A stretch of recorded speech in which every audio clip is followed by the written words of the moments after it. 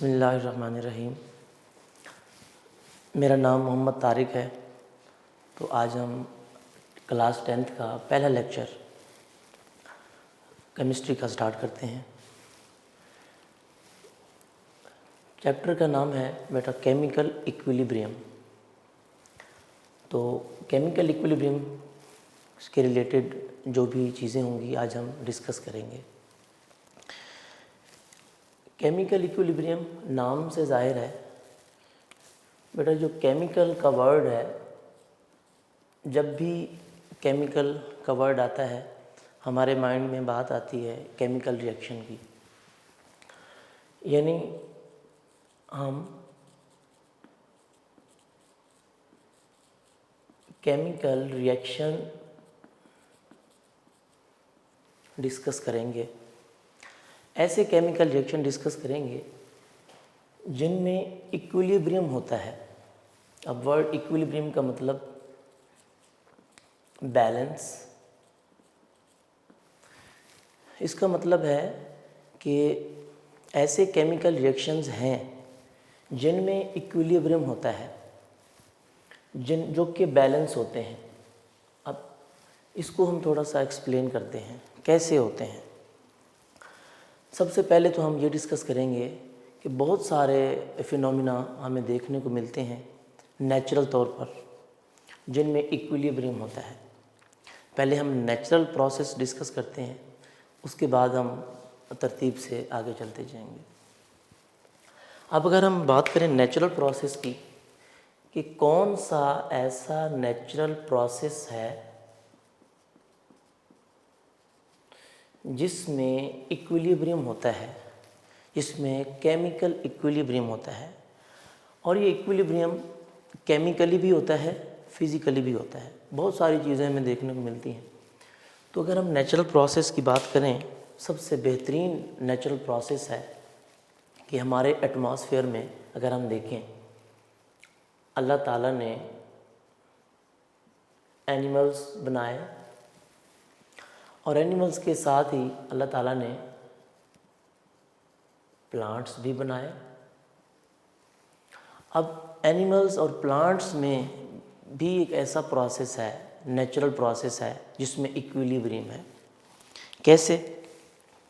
अब हमें पता है कि जो एनिमल्स हैं, एनिमल्स यानी हम भी सोशल एनिमल्स हैं। हम कार्बन डाइऑक्साइड गैस एक्सेल करते हैं, रिलीज़ करते हैं, यानी वी एक्सेल कार्बन डाइऑक्साइड। अब जो हम कार्बन डाइऑक्साइड एक्सेल करते हैं यानी रिलीज़ करते हैं, वो कहाँ? वो प्लांट्स कंज्यूम करते हैं, प्लांट्स यूज़ करते हैं इसको। और इसके रिज़ल्ट के नतीजे में, इसके रिवर्स के नतीजे में प्लांट्स हमें क्या देते हैं? ऑक्सीजन। यानी हम या एनिमल्स प्लांट से ऑक्सीजन यूज़ करते हैं, यानी एनिमल्स इनहेल ऑक्सीजन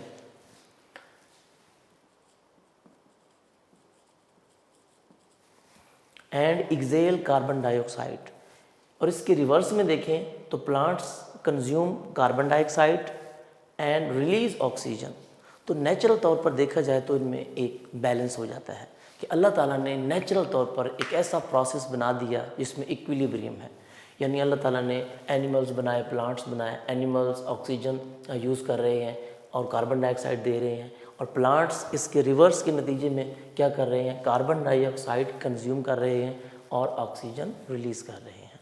ठीक है, तो ये एक नेचुरल प्रोसेस था एटमॉस्फेयर में जो कि हमारे पास हो रहा है। इसके साथ ही एक दूसरी एग्जांपल है, अगर हम बात करें एक्वेटिक एनिमल्स की और एक्वेटिक प्लांट्स की। लेक वाटर में अगर हम देखें, same aquatic animals and aquatic plants, तो इनमें भी सेम बैलेंस है, इक्विलिब्रियम है। कैसे?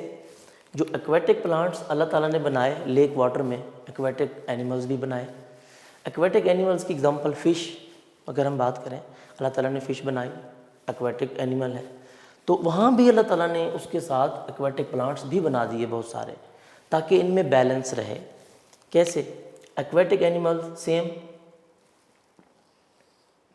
एनिमल्स ऑक्सीजन यूज़ करेंगे और कार्बन डाइऑक्साइड एक्सेल करेंगे, जबकि एक्वाटिक प्लांट्स क्या करेंगे? सेम प्रोसेस जैसे हमने ऊपर डिस्कस किया, वो ऑक्सीजन रिलीज़ करेंगे और कार्बन डाइऑक्साइड कंज्यूम करेंगे। तो ये एक नेचुरल प्रोसेस था जो कि हमारे चैप्टर का स्टार्ट था, एक केमिकल इक्विलिब्रियम। नेचुरल प्रोसेस कौन कौन से ऐसे हैं जिनमें इक्विलिब्रियम होता है, तो हमने डिस्कस किया। अब हम इसको आगे थोड़ा डिटेल में डिस्कस करते हैं।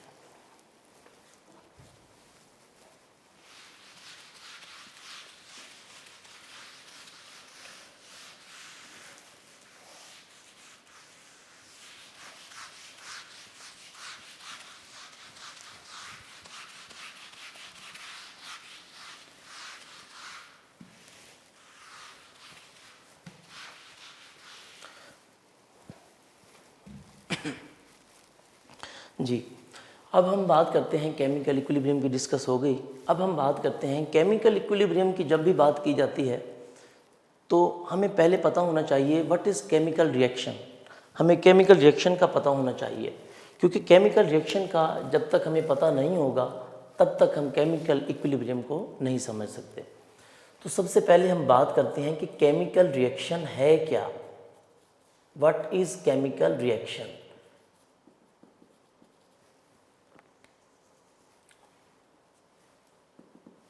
तो केमिकल रिएक्शन होता ये है, केमिकल रिएक्शन में, इन केमिकल रिएक्शन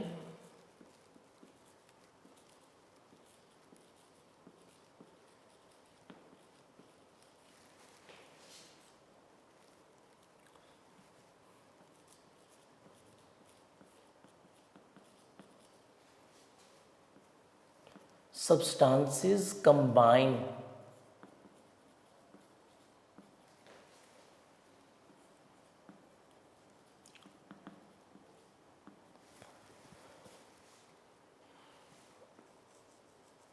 to form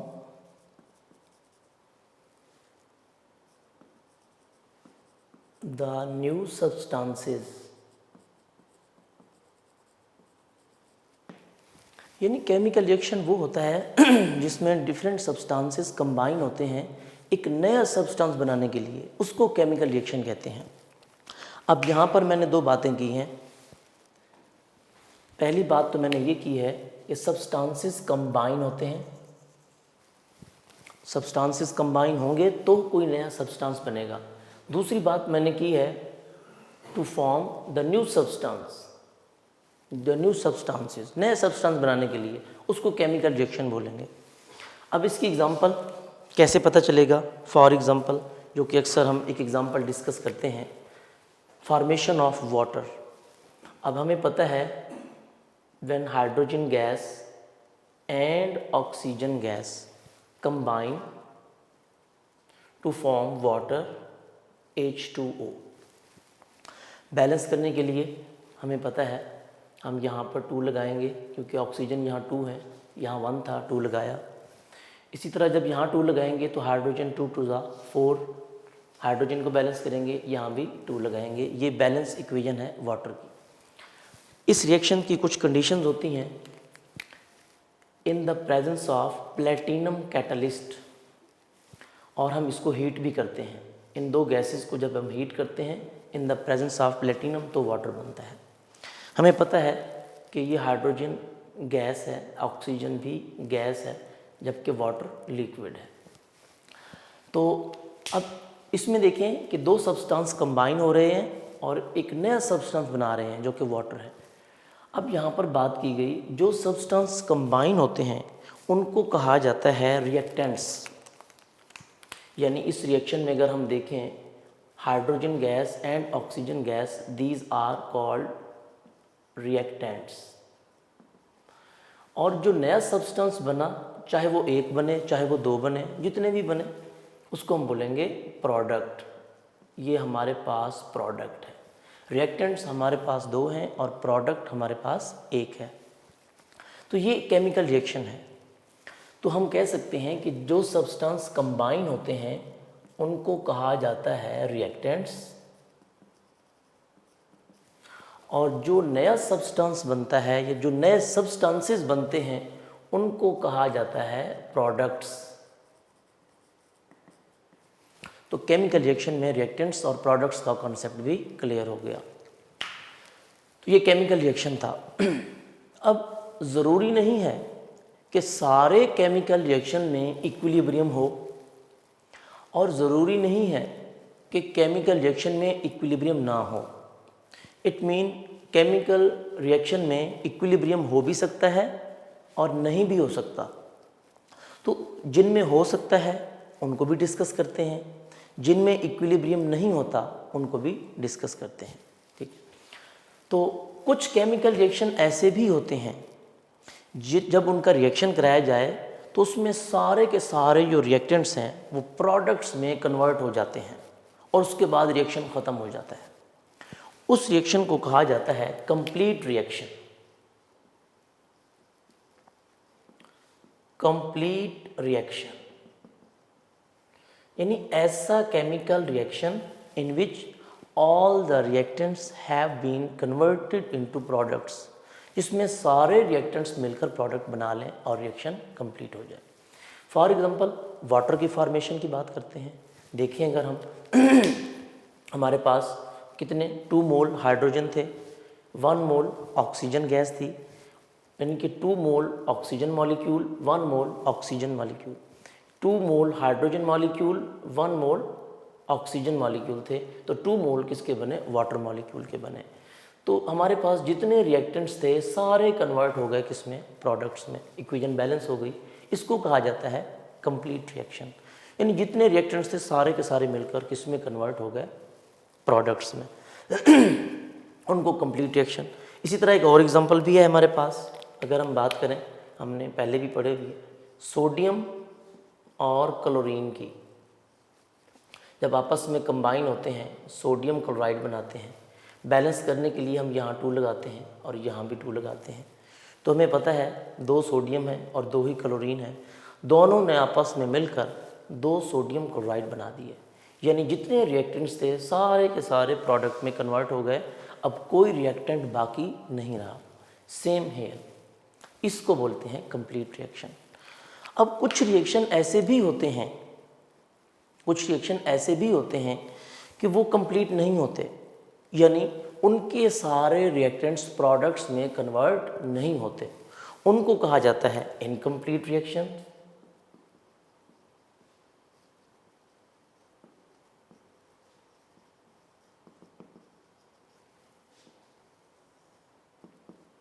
इसको हम डिफाइन भी ऐसे करेंगे, those reactions in which all the reactants do not have been या have not been converted into products. इसमें सारे रिएक्टेंट्स प्रोडक्ट्स में कन्वर्ट ना हों उनको इनकम्प्लीट रिएक्शन कहेंगे। तो उनको हम आगे डिटेल में डिस्कस करते हैं कि जो इनकम्प्लीट हमारे पास रिएक्शन होते हैं उनको हम नाम देते हैं रिवर्सिबल रिएक्शंस का। जो कंप्लीट रिएक्शंस हैं इनको हम नाम देते हैं इरिवर्सिबल रिएक्शंस का, और जो इनकम्प्लीट होते हैं उनको रिवर्सिबल रिएक्शंस का नाम देते हैं। तो अब हम ज़रा डिटेल में थोड़ा डिस्कस करते हैं कि इरिवर्सिबल रिएक्शंस क्या हैं और रिवर्सिबल रिएक्शंस क्या हैं।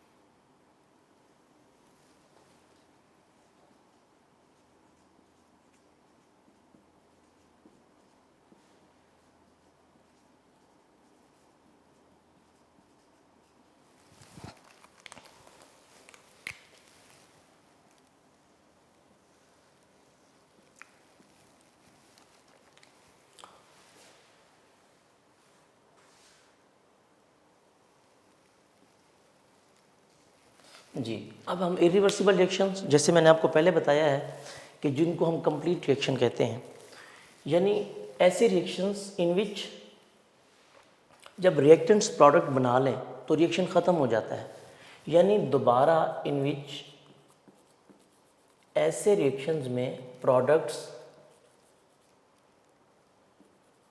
डू नॉट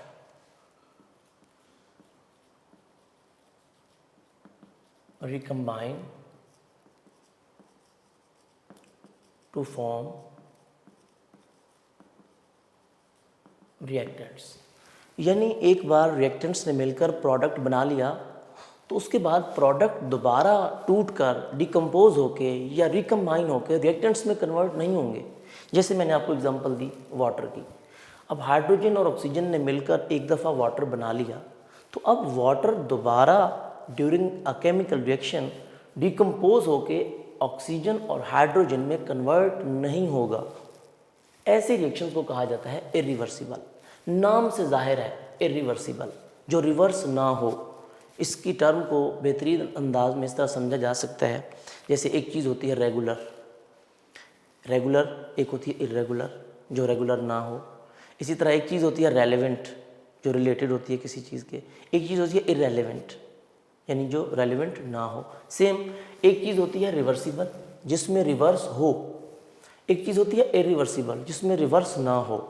यानी एक बार प्रोडक्ट बन गया सो बन गया, अब दोबारा प्रोडक्ट रिवर्स नहीं होगा रिएक्टेंट्स में। तो इसकी बेहतरीन एग्जांपल वाटर की है कि आप वाटर की दोबारा वो एग्जांपल दे सकते हैं कि when hydrogen gas and oxygen gas combine to form water,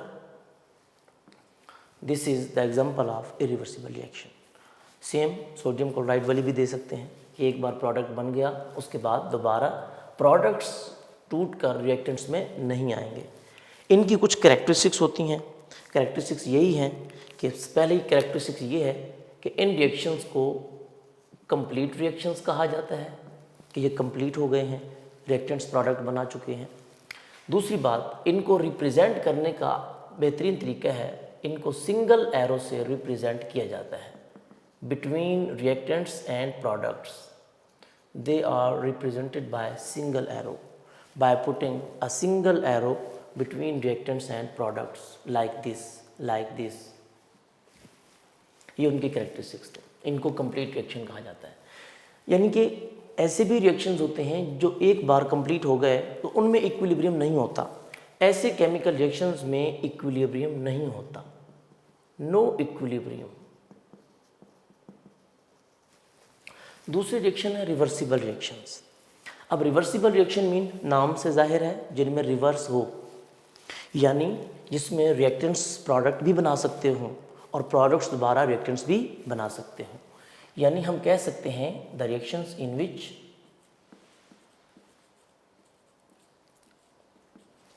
products can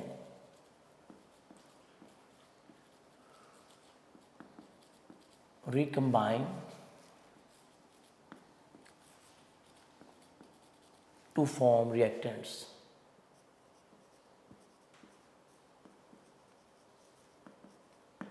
are called reversible reactions। यानी रिएक्टेंट एक बार मिलकर प्रोडक्ट बना रहे हों और प्रोडक्ट दोबारा मिलकर रिएक्टेंट्स बना रहे हों। इन रिएक्शंस को हम सिंगल एरो से रिप्रेजेंट नहीं करते। इनकी भी कुछ कैरेक्टरिस्टिक्स हैं। पहली बात, इनको हम कंप्लीट रिएक्शन कहते थे, इनको कंप्लीट नहीं कहा जाता, इनको हम कहते हैं इनकम्प्लीट रिएक्शंस। ये इनकम्प्लीट होते हैं। दूसरी बात, इरिवर्सिबल रिएक्शन को हम सिंगल एरो से रिप्रेजेंट करते थे, इनको हम डबल एरो से, और डबल एरो भी इस तरह का बिटवीन रिएक्टेंट्स एंड प्रोडक्ट, इनको कहा जाता है डबल एरो या रिवर्सिबल एरो।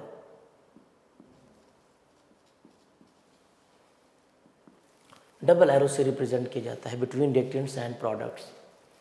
और दूसरी बात, इसमें इक्विलिब्रियम नहीं होता था, इसमें होगा, इक्विलिब्रियम लाजमी होगा।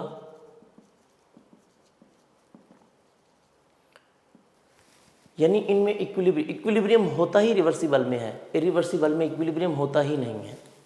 तो हम अब रिवर्सिबल रिएक्शन जिनमें इक्विलिब्रियम होता है उसको डिटेल के साथ डिस्कस करते हैं। जी, तो हम रिवर्सिबल रिएक्शन की बात कर रहे थे कि रिवर्सिबल रिएक्शन में प्रोडक्ट्स कैन रिकम्बाइन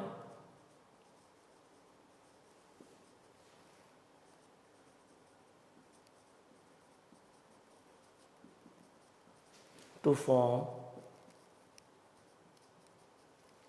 reactants.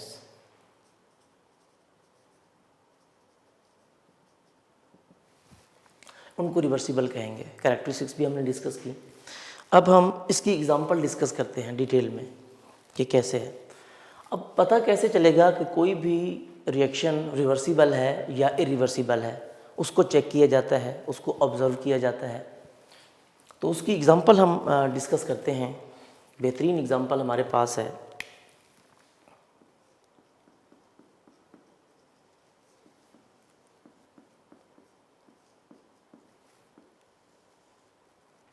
सबसे पहली एग्जांपल, अब इस रिएक्शन में ये होता है कि फॉर एग्जांपल हमारे पास हाइड्रोजन गैस है। हाइड्रोजन गैस का कोई कलर नहीं होता, कलरलेस गैस है। हमारे पास दूसरी गैस है आयोडीन। हम इनको एक फ्लास्क में लेते हैं, हाइड्रोजन गैस को भी और आयोडीन गैस को भी मिक्स करते हैं ताकि केमिकल रिएक्शन हो सके। एक क्लोज फ्लास्क में लेकर इन दोनों गैसेस को हीट किया जाता है। ये हीट का साइन है। अब मैंने जैसे आपको बताया कि हाइड्रोजन गैस का कोई कलर नहीं है, आयोडीन गैस का कलर होता है पर्पल। इसके पर्पल वेपर्स होते हैं। अब हाइड्रोजन कलरलेस गैस, इसका पर्पल कलर, जब दोनों को हम मिक्स करते हैं, मिक्स करने के बाद इनको हीट करते हैं। जैसे ही हीट करेंगे, जो पर्पल कलर होगा आयोडीन का, ये आहिस्ता आहिस्ता ख़त्म होना शुरू हो जाएगा, फेड होना शुरू हो जाएगा और केमिकल रिएक्शन हो जाएगा। केमिकल रिएक्शन के बाद हम देखेंगे हमारे पास एक ऐसा कंपाउंड बन जाएगा जो कि बिल्कुल कलरलेस है, जिसका कोई कलर नहीं है। इट मीन कि हमारे पास हाइड्रोजन आयोडाइड बन गया। जब हाइड्रोजन और आयोडीन को केमिकल रिएक्शन कराएंगे, उनको हीट करेंगे, तो हमारे पास हाइड्रोजन आयोडाइड बन जाएगा जो कि बिल्कुल कलरलेस होता है, उसका कोई कलर नहीं होता। अब जब रिएक्टेंट्स मिलकर प्रोडक्ट बनाते हैं तो इसको कहा जाता है फॉरवर्ड रिएक्शन। ये फॉरवर्ड रिएक्शन है, यानी formation of hydrogen iodide from hydrogen gas and iodine gas. अब वो कहता है कि कलरलेस हो गया। अब हाइड्रोजन आयोडाइड बन गया हमारे पास। अब उसको आपने बना के रख दिया, ठीक है, कलरलेस कंपाउंड है आपके पास। अब आपने अगर दोबारा से हीट किया हाइड्रोजन आयोडाइड को, अब जैसे ही हम दोबारा उसी हाइड्रोजन आयोडाइड को हीट करेंगे, जैसे ही हीट करेंगे तो हमें पर्पल कलर जो कि फेड हो चुका था दोबारा से दिखाई देगा। यानी इसका मतलब ये होगा कि हाइड्रोजन गैस और आयोडीन गैस दोनों सेपरेट हो गए हैं, क्योंकि हाइड्रोजन का पर्पल कलर रीअपीयर होगा। इसका पर्पल कलर दोबारा से हमें दिखाई देगा। तो जब इसका कलर दोबारा से हमें दिखाई देगा, हम समझ जाएंगे कि हाइड्रोजन आयोडाइड डिकम्पोज हो गया। यहाँ पर कंबाइन हो रहे थे और यहाँ पर डिकम्पोज हो रहे थे, दोबारा पर्पल कलर। यानी इसका मतलब है कि हम हाइड्रोजन और आयोडीन को मिलाकर हाइड्रोजन आयोडाइड भी बना सकते हैं। हाइड्रोजन आयोडाइड को दोबारा डिकम्पोज करके हाइड्रोजन और आयोडीन दोबारा बना सकते हैं। इस किस्म के रिएक्शन को कहा जाता है रिवर्स रिएक्शन। यानी हम कह सकते हैं कि रिवर्सिबल रिएक्शन में दो तरह की चीज़ें होती हैं, एक फॉरवर्ड रिएक्शन भी होता है और एक रिवर्स रिएक्शन भी होता है। दोनों मिलकर रिवर्सिबल रिएक्शन बनाते हैं, ठीक है। तो ये इसकी बेहतरीन एग्जांपल है। जब हमें पता चल जाएगा कि हम हाइड्रोजन और आयोडीन से हाइड्रोजन आयोडाइड भी बना सकते हैं, यानी उसको कंबाइन करके और उसको डिकम्पोज करके, हाइड्रोजन आयोडाइड को डिकम्पोज करके दोबारा हाइड्रोजन और आयोडीन भी बना सकते हैं। यानी दोनों चीज़ें पॉसिबल हैं। रिएक्टेंट्स से प्रोडक्ट पॉसिबल हैं और प्रोडक्ट से दोबारा रिएक्टेंट्स पॉसिबल हैं। तो इस किस्म के रिएक्शन को कहा जाता है रिवर्सिबल रिएक्शन। तो इस रिएक्शन को अब हम कैसे लिखेंगे, कंबाइन करके लिखने का तरीकाकार अब ये होगा, हाइड्रोजन एंड आयोडीन। अब इसको हम रिवर्सिबल एरो से शो करेंगे, जैसे हमने पहले डिस्कस किया है। ये डबल एरो लगाकर बता देंगे कि इस किस्म के रिएक्शन रिवर्सिबल रिएक्शन होते हैं। तो ये पहली एग्जांपल थी जो हमने डिस्कस की। अब हम इसकी दूसरी एग्जांपल डिस्कस करते हैं। दूसरी एग्जांपल हम डिटेल में डिस्कस करेंगे इसकी।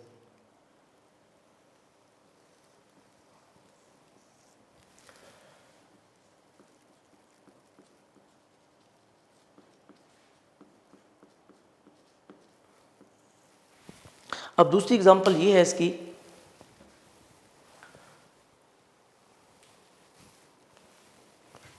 कि हमारे पास कैल्शियम ऑक्साइड, जिसको हम क्विकलाइम भी कहते हैं, और कार्बन डाइऑक्साइड दोनों मिलकर कैल्शियम कार्बोनेट, जिसे हम लाइमस्टोन बोलते हैं, वो बनाते हैं। यानी ये फॉर्मेशन ऑफ कैल्शियम कार्बोनेट है कि इसको हम बनाते हैं।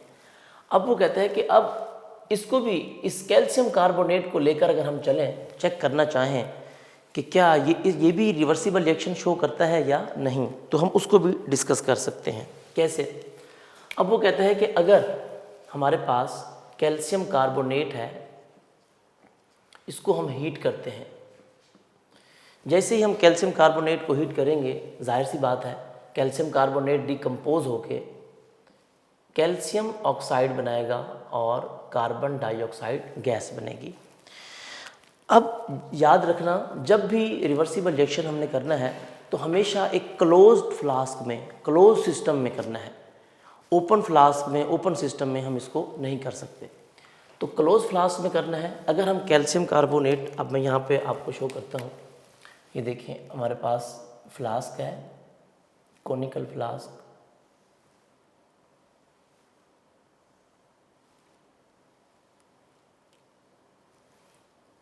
ये ओपन फ्लास्क है, इसमें कैल्शियम कार्बोनेट है, ये कैल्शियम कार्बोनेट है सारा हमारे पास। हम जैसे ही इसको हीट करते हैं, अपॉन हीटिंग ओपन फ्लास्क में, हम कैल्शियम कार्बोनेट को जब भी हीट करेंगे तो जाहिर सी बात है ये डिकम्पोज होगा।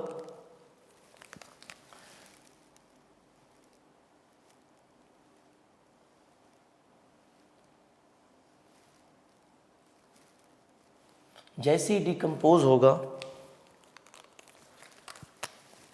कन्वर्ट हो जाएगा कैल्शियम ऑक्साइड में, और जो कार्बन डाइऑक्साइड गैस है वो यहाँ से एस्केप आउट हो जाएगी।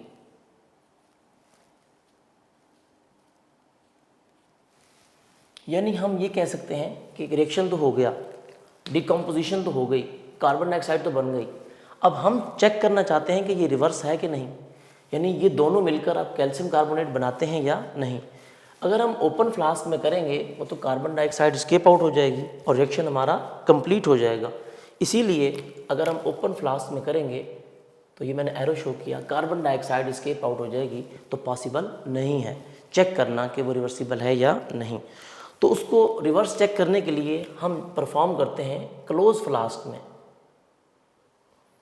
अब ये हमारे पास फ्लास्क है, अब इसको मैं क्लोज कर देता हूँ,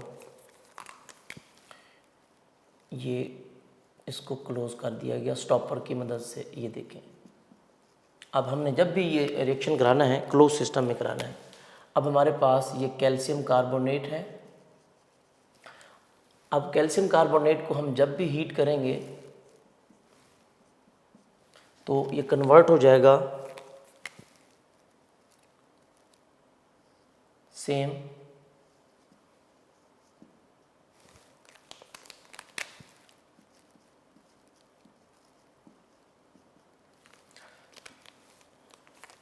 कैल्शियम ऑक्साइड, और जो कार्बन डाइऑक्साइड गैस बनेगी वो एस्केप आउट होगी, लेकिन क्योंकि फ्लास्क क्लोज है वो कार्बन डाइऑक्साइड यहाँ पे कलेक्ट हो जाएगी, एस्केप आउट नहीं कर सकेगी। तो थोड़ी देर के बाद दोबारा आहिस्ता आहिस्ता कार्बन डाइऑक्साइड और कैल्शियम ऑक्साइड रिकम्बाइन होना स्टार्ट हो जाएंगे।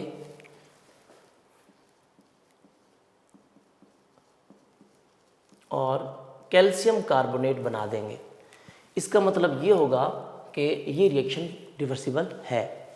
यानी अगर हम क्लोज सिस्टम में करें तो कैल्शियम कार्बोनेट को हम जब भी हीट करेंगे तो ये कैल्शियम ऑक्साइड में और कार्बन डाइऑक्साइड में कन्वर्ट हो जाएगा, जो कि दोबारा से ये रिकम्बाइन होकर क्या बना देंगे हमारे पास, कैल्शियम कार्बोनेट। तो इसका मतलब है कि अगर हम क्लोज सिस्टम में करेंगे तो ये रिएक्शन पॉसिबल है, अगर हम ओपन सिस्टम में करें तो ये रिएक्शन पॉसिबल नहीं है। तो हम कह सकते हैं कि ये भी एक एग्जांपल है किसकी, रिवर्सिबल रिएक्शन की। यानी हम लिख सकते हैं कि कैल्शियम कार्बोनेट और उसका कन्वर्ट होना कैल्शियम ऑक्साइड में और कार्बन डाइऑक्साइड में, और फिर कार्बन डाइऑक्साइड और कैल्शियम ऑक्साइड दोबारा कंबाइन होकर कैल्शियम कार्बोनेट बनाना, ये रिवर्सिबल रिएक्शन है। तो इसको हम रिप्रेजेंट करेंगे किसके साथ, रिवर्सिबल एरो के साथ। तो ये भी एक रिवर्सिबल रिएक्शन की एग्जांपल है। इसमें भी सेम, जब हमने कैल्शियम कार्बोनेट को पहले हीट किया, ये फॉरवर्ड रिएक्शन था, कैल्शियम ऑक्साइड और कार्बन डाइऑक्साइड का दोबारा कंबाइन होना और कैल्शियम कार्बोनेट बनाना, ये होगा रिवर्स। तो जब ये फॉरवर्ड रिएक्शन भी आ जाए, रिवर्स भी आ जाए, तो उसको हम कहते हैं रिवर्सिबल रिएक्शन। तो ये रिवर्सिबल रिएक्शन की एग्जांपल थी। अब रिवर्सिबल रिएक्शन में होता क्या है, फॉरवर्ड रिएक्शन भी होता है, रिवर्स रिएक्शन भी होता है। अब इसके हम रेट ऑफ रिएक्शन को थोड़ा सा डिस्कस करते हैं। अब रेट ऑफ रिएक्शन को हम कैसे डिस्कस करते हैं कि स्टार्ट में हमें पता है कि हमारे पास होते ही रिएक्टेंट्स हैं, स्टार्ट में हमारे पास होते ही रिएक्टेंट्स हैं। तो स्टार्ट में हमारे पास फॉरवर्ड रिएक्शन ही होता है। The rate of forward reaction is fast at initial stage. Initial stage में rate of forward reaction fast होता है और रेट ऑफ रिवर्स रिएक्शन क्या होता है, स्लो होता है। लेकिन जैसे जैसे रिएक्शन प्रोसीड करता जाएगा, जैसे जैसे रिएक्शन प्रोसीड करता जाएगा, जो रेट ऑफ फॉरवर्ड रिएक्शन जो पहले फास्ट था, अब वो आहिस्ता आहिस्ता स्लो होना स्टार्ट हो जाएगा, और जो रिवर्स रिएक्शन था पहले स्टार्ट में स्लो था, आहिस्ता आहिस्ता फास्ट होना शुरू हो जाएगा। अब इसी तरीके से एक टाइम ऐसा आता है कि rate of forward reaction becomes equal to rate of reverse reaction. Rate of forward reaction becomes equal to rate of reverse reaction.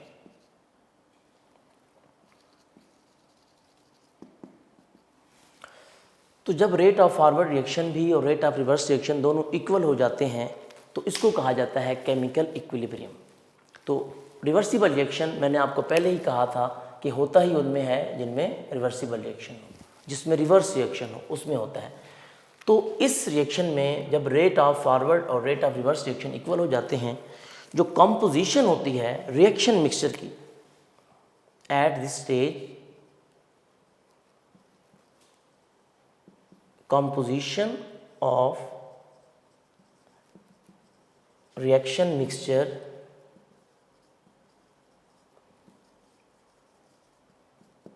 remains constant, वो चेंज नहीं होती। फॉर एग्जांपल, यानी हमारे पास इस एग्जांपल की अगर हम बात करें तो इसमें एट द एंड जब भी देखेंगे रिएक्शन में hydrogen, iodine and hydrogen iodide, ये रिएक्शन मिक्सचर है, इसकी अमाउंट कांस्टेंट रहेगी, इसकी अमाउंट चेंज नहीं होगी। सेम इस एग्जांपल में अगर हम बात करें तो इसमें calcium carbonate, carbon dioxide and calcium oxide, इन तीनों चीज़ों की जो अमाउंट है, कंसंट्रेशन है, वो भी क्या रहेगी, कांस्टेंट रहेगी, वो चेंज नहीं होगी। यानी हम केमिकल इक्विलिब्रियम को डिफाइन कर सकते हैं कि ये एक ऐसी स्टेट है, एक ऐसी स्टेज है कि जिसमें रेट ऑफ फॉरवर्ड रिएक्शन और rate of reverse reaction equal होते हैं, लेकिन composition of reaction mixture remain constant. और अगर हम इसकी बात करें तो रेट ऑफ फॉरवर्ड रिएक्शन जैसा कि हमें पता है इसकी डायरेक्शन लेफ़्ट टू राइट होती है, और रेट ऑफ रिवर्स रिएक्शन इसकी डायरेक्शन राइट टू लेफ़्ट होती है। तो हम कह सकते हैं कि rate of forward reaction becomes equal to the rate of reverse reaction but in opposite direction. इन दोनों रिएक्शंस की जो डायरेक्शन है वो क्या होती है, अपोजिट होती है। यानी एक लेफ़्ट टू राइट होता है तो दूसरा राइट टू लेफ़्ट होता है, यानी ये लेफ़्ट टू राइट और ये राइट टू लेफ़्ट। तो इस तरीके से हम कह सकते हैं कि ये अपोजिट डायरेक्शन में होते हैं। तो केमिकल इक्विलिब्रियम ये था, केमिकल इक्विलिब्रियम स्टेट। अब केमिकल इक्विलिब्रियम भी हमारे पास दो तरह का होता है। अब उनमें कौन कौन सी इसकी टाइप्स होती हैं केमिकल इक्विलिब्रियम की, वो हम डिस्कस करते हैं।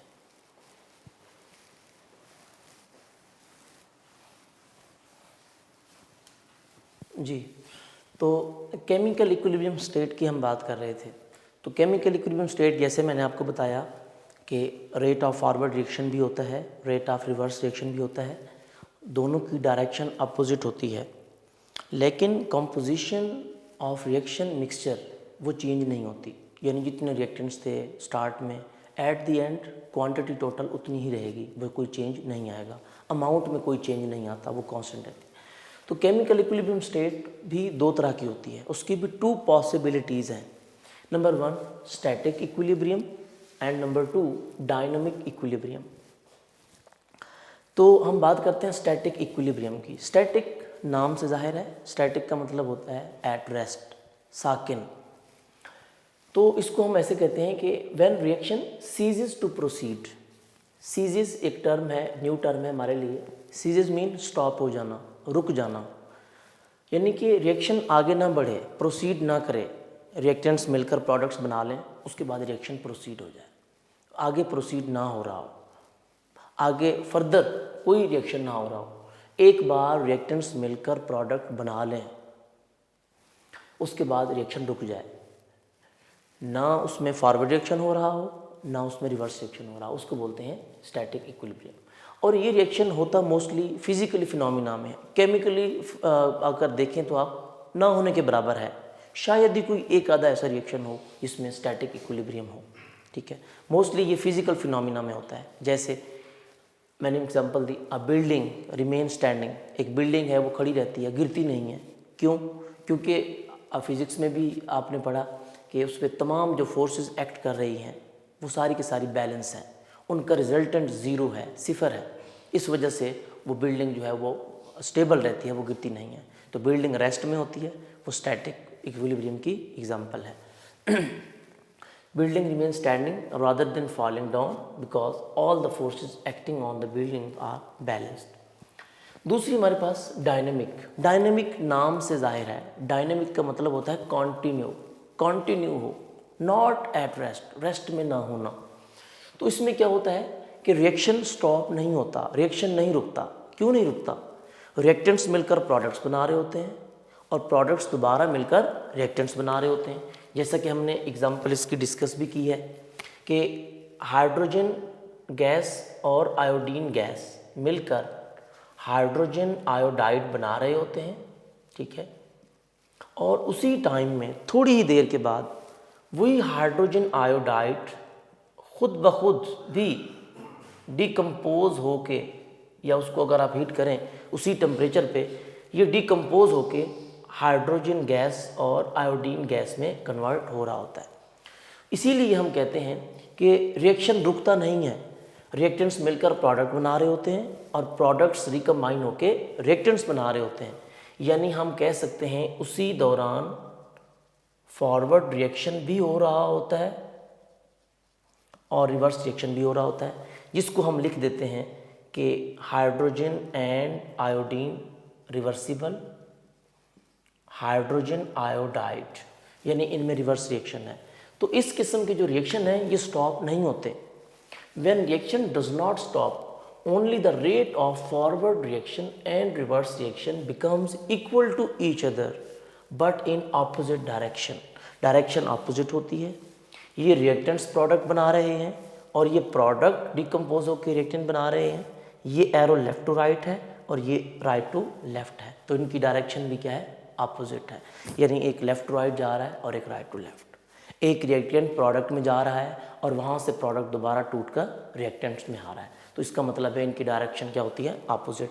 इसका मतलब है ये रिएक्शन कभी रुकता ही नहीं, रिएक्टेंट्स मिलकर प्रोडक्ट्स बनाते रहेंगे, प्रोडक्ट्स डिकम्पोज होकर रिएक्टेंट्स में आते रहेंगे। जैसे जैसे रिएक्टेंट्स प्रोडक्ट में चलते जाएंगे वैसे वैसे प्रोडक्ट्स टूटकर रिएक्टेंट्स में आते जाएंगे। ये रिएक्शन जारी रहता है, ये कॉन्टिन्यू रहता है, ये रुकता नहीं है। इस रिएक्शन को कहा जाता है डायनेमिक इक्विलिब्रियम। इनमें इक्विलिब्रियम भी हो जाता है, रिएक्टेंट्स प्रोडक्ट में, प्रोडक्ट्स रिएक्टेंट्स में। और दूसरी रही बात, हम इसको अब यानी rate of forward reaction becomes equal to rate of reverse reaction. अब इसकी एक्सप्लेनेशन हमने एग्जाम्पल से तो कर ली है, जिससे मैंने ये दोबारा भी एग्जाम्पल आपको दे दी है। कैल्शियम कार्बोनेट, लाइम स्टोन वाली एग्जाम्पल भी हमने डिस्कस कर ली है। अब इसको देखा जाए तो हम ग्राफ की मदद से भी इसको रिप्रेजेंट करते हैं। Explanation with the help of graph, हम ग्राफ से कैसे रिप्रेजेंट करेंगे। जैसे मैंने आपको बताया है, एट द इनिशियल स्टेज जो रेट ऑफ फॉरवर्ड रिएक्शन है ये फास्ट होता है। क्यों? क्योंकि अमाउंट ऑफ रिएक्टेंट्स बहुत ज़्यादा होती है। इनिशियल स्टेज पे फॉरवर्ड रिएक्शन फास्ट होता है। जब फॉरवर्ड रिएक्शन फास्ट होगा तो रिवर्स रिएक्शन ऑटोमेटिकली स्लो होगा, क्योंकि स्टार्ट में इनिशियल स्टेज पे हमारे पास प्रोडक्ट तो होते ही नहीं है, ना होने के बराबर होते हैं, नेग्लिजिबल रेट पे होगा रिएक्शन। फॉरवर्ड रिएक्शन फास्ट होगा स्टार्ट में और रिवर्स रिएक्शन स्लो होगा। फॉरवर्ड रिएक्शन फास्ट क्यों होगा? क्योंकि अमाउंट ऑफ रिएक्टेंट्स बहुत ज़्यादा है, अमाउंट ज़्यादा है रिएक्टेंट्स की। स्टार्ट में तो हमारे पास होते ही रिएक्टेंट्स हैं, प्रोडक्ट तो होता ही नहीं, इसीलिए फॉरवर्ड रिएक्शन फास्ट होता है। फॉरवर्ड में क्या होता है, रिएक्टेंट्स मिलकर प्रोडक्ट बना रहे होते हैं, तो रिवर्स रिएक्शन स्लो होता है। अब जैसे जैसे रिएक्शन प्रोसीड करेगा, as the reaction proceed, forward reaction का जो रेट है ये आहिस्ता आहिस्ता डिक्रीज होना स्टार्ट हो जाएगा। The rate of forward reaction decreases gradually, gradually decrease होगा। क्यों? क्योंकि रिएक्टेंट्स कम हो रहे हैं। और rate of reverse reaction gradually increases, क्योंकि अमाउंट ऑफ प्रोडक्ट्स बढ़ रही है, रिएक्टेंट्स कम हो रहे हैं, प्रोडक्ट्स बढ़ रही है। यानी फॉरवर्ड रिएक्शन का रेट आहिस्ता आहिस्ता डिक्रीज करेगा, रिवर्स रिएक्शन का रेट आहिस्ता आहिस्ता अब इंक्रीज करेगा। स्टार्ट में फॉरवर्ड रिएक्शन फास्ट था, रिवर्स रिएक्शन स्लो था। अब फॉरवर्ड रिएक्शन ग्रेजुअली डिक्रीज करेगा और रिवर्स रिएक्शन ग्रेजुअली इंक्रीज करेगा। एक टाइम ऐसा आएगा कि दोनों का रेट क्या हो जाएगा, इक्वल। फॉरवर्ड रिएक्शन का रेट और रिवर्स रिएक्शन का रेट इक्वल हो जाएगा, उसको बोलेंगे हम डायनेमिक इक्विलिब्रियम स्टेट। तो उसको ग्राफ की मदद से हम कैसे शो करते हैं? अब ग्राफ की मदद से देखें, इसमें हमने वर्टिकल रिएक्शन का रेट ऑफ रिएक्शन शो किया है, और हॉरिजॉन्टल टाइम, यानी टाइम के साथ साथ क्या चेंज आता है रिएक्शन में। जैसे हमने लिखा है, यहाँ पर डिस्कस किया है कि फॉरवर्ड रिएक्शन स्टार्ट में फास्ट होता है और ग्रेजुअली टाइम के साथ साथ डिक्रीज करता है। तो यहाँ पर देखें, ये यहाँ से फॉरवर्ड रिएक्शन का रेट ग्रेजुअली डिक्रीज करेगा। ये देखें, ये ग्रेजुअल डिक्रीज कर रहा है टाइम के साथ साथ। जैसे जैसे टाइम बढ़ रहा है, यानी पहले 10 मिनट्स में 20, 30, 40, 50, 60, ये टाइम मिनट्स मैंने लिख दिए। आप सेकंड में भी लिख सकते हैं, आवर्स में भी लिख सकते हैं। तो फॉरवर्ड रिएक्शन का रेट टाइम के साथ साथ ग्रेजुअली डिक्रीज कर रहा है। पहले यहाँ पे था, बहुत ज़्यादा था, अब rate of reaction Aahista Aahista gradually decrease हो रहा है। और रिवर्स रिएक्शन, इसको यहाँ से रिवर्स रिएक्शन पहले तो ज़ीरो था, यहाँ पर मैं लिख देता हूँ कि ये फॉरवर्ड रिएक्शन है, rate of forward reaction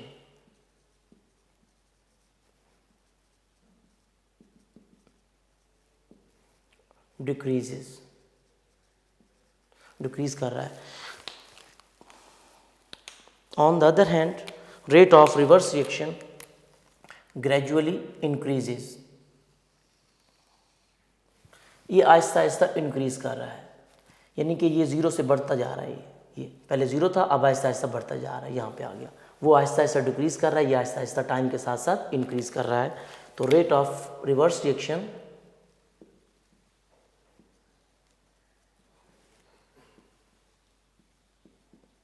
gradually increases.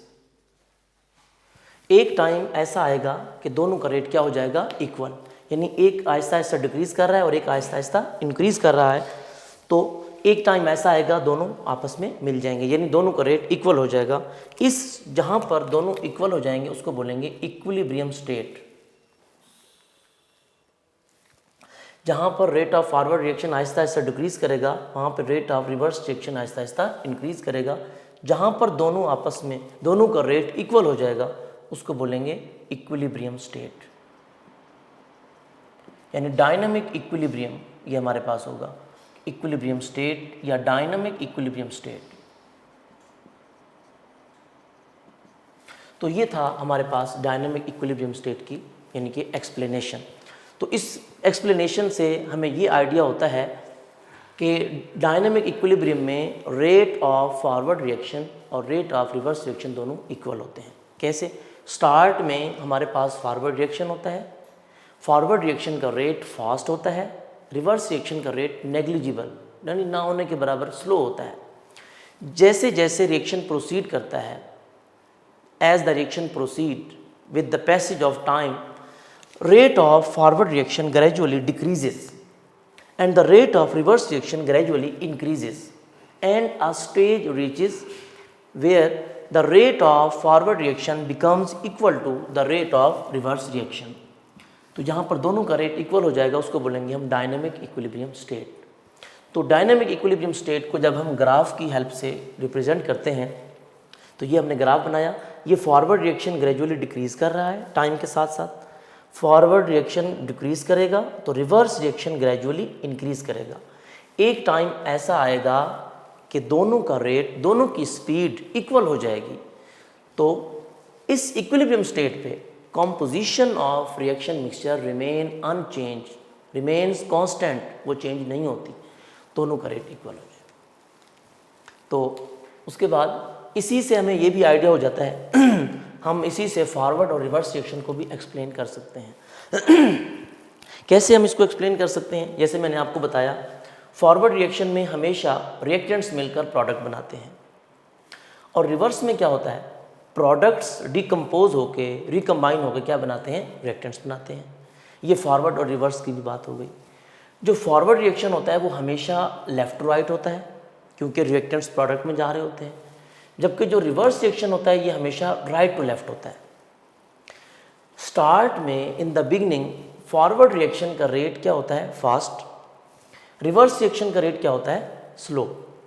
जैसे जैसे टाइम गुजरता है, at the end forward reaction का रेट ग्रेजुअली डिक्रीज करेगा, रिवर्स रिएक्शन का रेट ग्रेजुअली इंक्रीज करेगा। तो ये इनकी मैक्रोस्कोपिक कैरेक्टरिस्टिक्स फॉरवर्ड और रिवर्स रिएक्शन की वो भी इसमें आ गई, हमने इसी से डिस्कस कर ली। तो हम इसकी अब ये डायनामिक इक्विलिब्रियम एक्सप्लेन कर लिया, अब हम डिस्कस करते हैं इसकी मैक्रोस्कोपिक कैरेक्टरिस्टिक्स। तो इसकी मैक्रोस्कोपिक कैरेक्टरिस्टिक्स डायनामिक इक्विलिब्रियम की क्या है, जैसा कि मैंने पहले भी आपसे डिस्कस किया कि macroscopic characteristics of dynamic equilibrium ये है, यानी कमर्शियल स्केल पे अगर हम देखा जाए तो कौन कौन से मेजर्स हैं जिनका हमें ख्याल रखना होता है। सबसे पहली बात मैंने जैसे आपको बताया कि ये dynamic equilibrium only in closed system में पॉसिबल है, क्लोज सिस्टम में हो सकता है, ओपन सिस्टम में नहीं कर सकते हम। क्लोज सिस्टम में इसीलिए करते हैं कि ना तो आपकी फ्लास्क है या कोई भी है, मतलब वहाँ से कोई सब्सटेंस बाहर जा सके, ना बाहर से कोई सब्सटेंस एंटर हो सके। तो ये क्लोज सिस्टम में डायनामिक इक्विलिब्रियम पॉसिबल है, अदरवाइज पॉसिबल नहीं है। दूसरी बात, रेट ऑफ रिएक्शन की बात करें अगर हम, मैंने जैसे आपको बताया कि rate of forward reaction becomes equal to rate of reverse reaction. मैंने इसको लिख दिया सिंपल RF, यानी rate of forward reaction, rate of reverse reaction, कि इसमें रिएक्शन स्टॉप नहीं होता, reaction does not stop, only the rate of forward reaction becomes equal to the rate of reverse reaction but in opposite direction. ये भी हम discuss कर चुके हैं। तीसरी बात मैंने आपको ये भी बताई कि डायनामिक इक्विलिब्रियम इस्टेब्लिश होने के बाद भी composition of reaction mixture remain unchanged, composition change नहीं होती, यानी कि जो उसकी कंपोजिशन है रिएक्शन मिक्सचर की वो सेम रहती है, और हम कह सकते हैं उसकी जो कॉम्पोजिशन है या उसकी जो कॉन्संट्रेशन है, कॉन्संट्रेशन अनचेंज्ड रहेगी, कॉन्संट्रेशन चेंज नहीं होगी। कॉन्संट्रेशन मीन उसकी जो अमाउंट है, कंपोजिशन के बाद जो उसकी अमाउंट है या कंसंट्रेशन है वो अनचेंज रहेगी।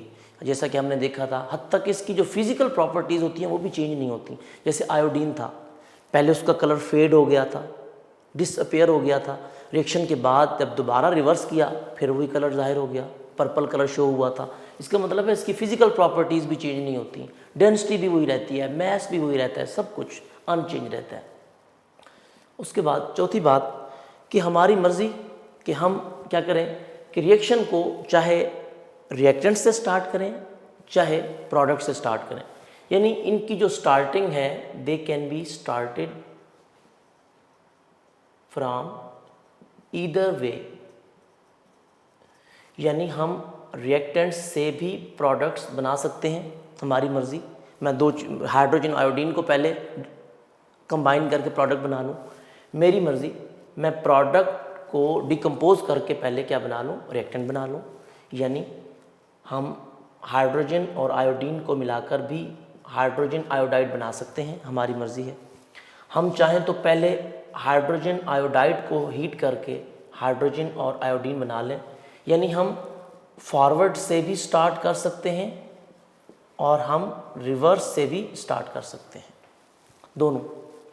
आखिरी बात, पॉइंट नंबर 5, कि हम चाहें तो इसको डिस्टर्ब भी कर सकते हैं, यानी प्रोडक्ट को डिकम्पोज करके रिएक्टेंट बना लें, रिएक्टेंट को डिकम्पोज करके प्रोडक्ट बना लें। हम उसको डिस्टर्ब भी कर सकते हैं और दोबारा से अचीव भी कर सकते हैं, यानी dynamic equilibrium can be disturbed and can be achieved. दोबारा उसको हासिल कर सकते हैं। कैसे? मेरी मर्ज़ी, मैं हाइड्रोजन और आयोडीन मिलाकर हाइड्रोजन आयोडाइड बना के रख दूं, मेरी मर्ज़ी है जब मैं इसको डिस्टर्ब करूं दोबारा तोड़कर हाइड्रोजन और आयोडीन बना के रख दूं। तो इसका मतलब है कि हम इसको डिस्टर्ब भी कर सकते हैं, हम इसको दोबारा से अचीव भी कर सकते हैं। तो ये इसके फ़ायदे हैं, इसकी ये इम्पोर्टेंट करैक्टरिस्टिक्स हैं कि हम ये डिस्टर्ब कर लें, अचीव कर लें, फॉरवर्ड से स्टार्ट कर लें, रिवर्स से स्टार्ट कर लें, यानी कि पहले रिएक्टेंट से प्रोडक्ट बना लें, प्रोडक्ट से रिएक्टेंट बना लें, ठीक है। लेकिन ये डिस्टर्ब करना और दोबारा अचीव करना, इसके लिए कुछ स्पेसिफिक कंडीशन होती हैं, उसमें टेम्परेचर, कंसंट्रेशन और इस तरह की चीज़ों को मतलब हम चेंज करके दोबारा से डिस्टर्ब कर सकते हैं और दोबारा से अचीव कर सकते हैं। तो ये इसकी थी मैक्रोस्कोपिक करैक्टरिस्टिक। तो ये था हमारा आज का लेक्चर, इसमें हमने बहुत सारी बातें डिस्कस की, देखी। तो बच्चों, आपने अब ये जो मैंने सारा आपको पढ़ाया है इसको सही तरीके से थारोली टेक्स्ट बुक से भी स्टडी करें, यूनिक नोट्स हैं वहाँ से इसको स्टडी करें। वहाँ पर स्टार्ट में जो जो टॉपिक मैंने जैसे जैसे लिखे हैं, एक्सप्लेन किए हैं, वैसे ही यूनिक नोट्स में सीक्वेंस के साथ बने हुए हैं। तो आपने इन तमाम को याद करना है और प्रैक्टिस करनी है, उसको याद करके लिखना है, ठीक है। और बाकी इसको सही तरीके से थारोली प्रिपेयर कीजिएगा और स्पेशली ग्राफ वगैरह की भी प्रैक्टिस कीजिएगा। जो इक्वेशनें मैंने लिखी और डायग्राम जो बनाई फ्लास्क वगैरह की बनी हुई हैं उनकी भी प्रैक्टिस करें और इसकी अच्छी तरह तैयारी करें। बाकी आप घर में रहें, सेफ़ रहें, अपना ख्याल रखें। अल्लाह हाफिज़।